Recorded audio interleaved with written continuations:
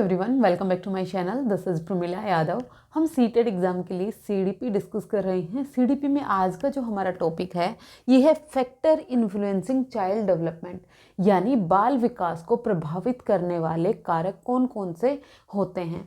देखिए, जब बच्चे का डेवलपमेंट हो रहा होता है तो उस डेवलपमेंट को बहुत सारे कारक हैं वो प्रभावित करते हैं। इसको हमने मेनली दो कैटेगरी में डिवाइड कर रखा है। एक तो होते हैं इंटरनल फैक्टर। इंटरनल फैक्टर को हम क्या कहेंगे? आंतरिक कारक।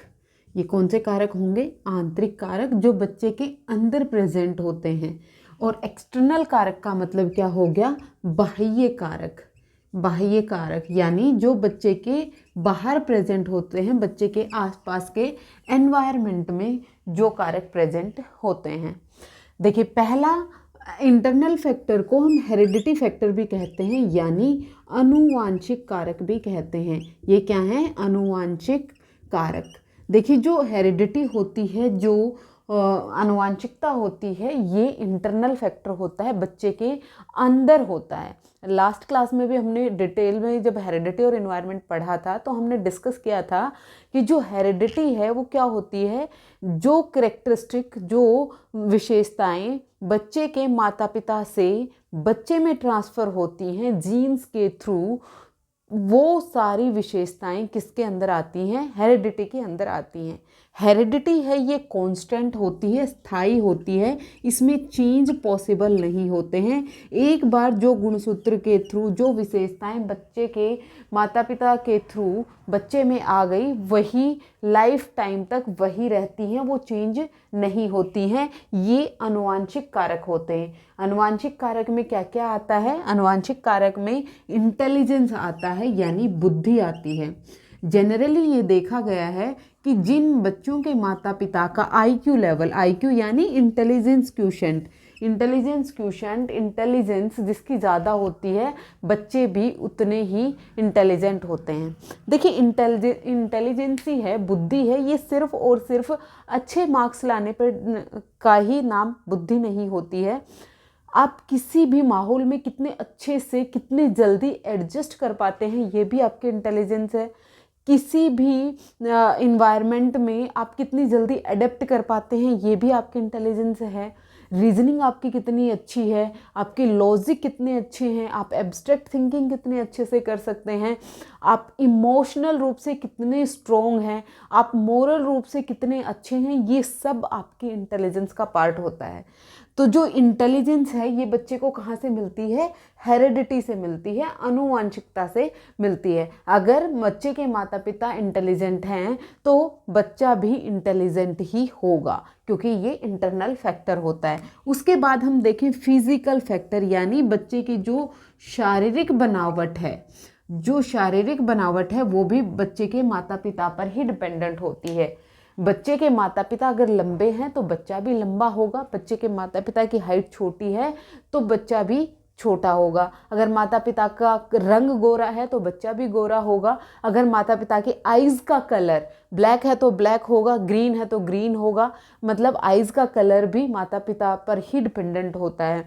हेयर का कलर हो गया, उसके अलावा कर्ली हेयर्स हैं या फिर सिल्की हेयर, स्ट्रेट हेयर हैं, ये भी माता पिता पर डिपेंडेंट होते हैं। बॉडी का स्ट्रक्चर किस तरह का है, ये भी हेरिडिटी के कारण ही होता है। कुछ ऐसे होते हैं जो बहुत हष्ट पुष्ट देखने को मिलते हैं, कुछ ऐसे होते हैं जो बहुत दुबले पतले होते हैं, ये भी माता पिता के कारण ही होते हैं। तो बच्चे का जो फिजिकल स्ट्रक्चर है, जो शारीरिक बनावट है, वो भी बच्चे की हेरिडिटी पर डिपेंडेंट होती है। इसमें क्या क्या आएगा? इसमें आएगी हाइट हो गया आपका, यानी आपकी लंबाई होगी, आपका वेट हो गया, वजन हो गया, आपकी आई का कलर हो गया, आई का कलर हो गया, आपकी हेयर का कलर हो गया, हेयर का कलर हो गया आपका, और बॉडी का स्ट्रक्चर हो गया। ये सब कहाँ आएंगे? आपके फिजिकल फैक्टर में आएंगे। उसके अलावा आपका इमोशनल फैक्टर, यानी आपके संवेग, जो आपके संवेग हैं, जो आपके इमोशंस हैं, वो किस तरह के हैं।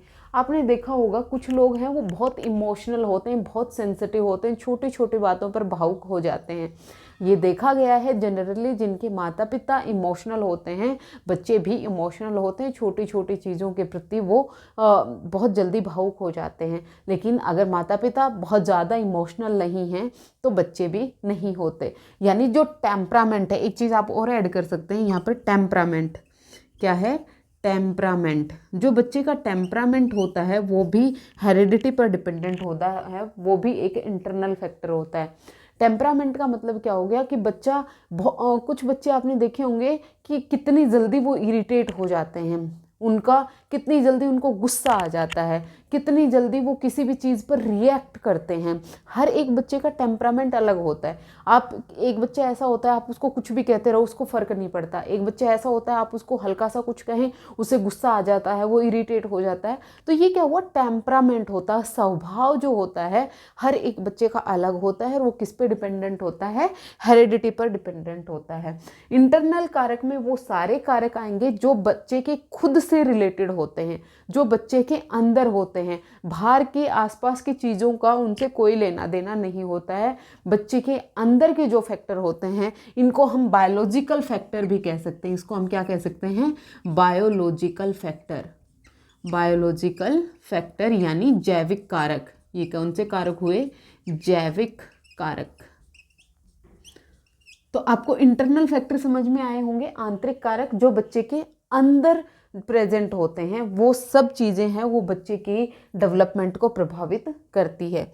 अब हम देखते हैं एक्सटर्नल फैक्टर यानी बाह्य कारक, यानी जो फिजिकल इन्वायरमेंट है, यानी जो भौतिक वातावरण बच्चे के आसपास प्रेजेंट है, वो भी बच्चे के जो डेवलपमेंट है, जो विकास है, उसको प्रभावित करता है। एग्जाम्पल के लिए हम देखें कि कुछ बच्चे ऐसे होते हैं जो बहुत क्राउडेड एरिया में रहते हैं, बहुत पॉल्यूटेड एरिया में रहते हैं, और कुछ बच्चे ऐसे होते हैं जो बहुत खुले खाले एरिया में रहते हैं जहाँ पर पॉल्यूशन नहीं है। तो दोनों बच्चों के डेवलपमेंट में डिफरेंस आपको देखने को मिलेगा। जो बच्चा बहुत क्राउडेड एरिया में रह रहा है, पॉल्यूशन वाले एरिया में रह रहा है, तो उसको बहुत सारी डिजीज़ हो सकती हैं और उन डिजीज़ के कारण बच्चे का डेवलपमेंट है वो रुक सकता है। डेवलपमेंट का मतलब यहाँ सिर्फ और सिर्फ हम शारीरिक की बात नहीं कर रहे हैं, शारीरिक के साथ साथ संज्ञानात्मक की बात कर रहे हैं, मोरल की भी बात कर रहे हैं, सामाजिक की भी बात कर रहे हैं, और हमारे इसके कॉग्निशन की भी बात कर रहे हैं। हर तरह के डेवलपमेंट की बात हम कर रहे हैं। तो जो बच्चे का भौतिक वातावरण है वो बच्चे के हर तरह के डेवलपमेंट को प्रभावित करेगा, चाहे वो संज्ञान हो, चाहे वो सामाजिक हो, चाहे वो इमोशनल हो, किसी भी तरह का डेवलपमेंट हो, सबको प्रभावित करता है। ये आप सबने सुना होगा कि एक हेल्दी बॉडी में ही एक हेल्दी माइंड होता है। यानी जब तक बच्चे का जो फिजिकल डेवलपमेंट है वो बेहतर तरीके से नहीं होगा तो बच्चे का कोग्निशन भी प्रभावित होता है। किसी बच्चे को बहुत अच्छे न्यूट्रिशंस मिल रहे हैं, उसको जो भी विटामिन्स चाहिए, जो भी मिनरल्स चाहिए, उनको प्रोटीन चाहिए, कार्बोहाइड्रेट चाहिए, सब कुछ बच्चे की डाइट में अगर बच्चे को मिल रहा है तो वो बच्चे के कोग्निशन को भी डेवलप करेगा, वो बच्चे के अदर डेवलपमेंट को भी प्रभावित करेगा।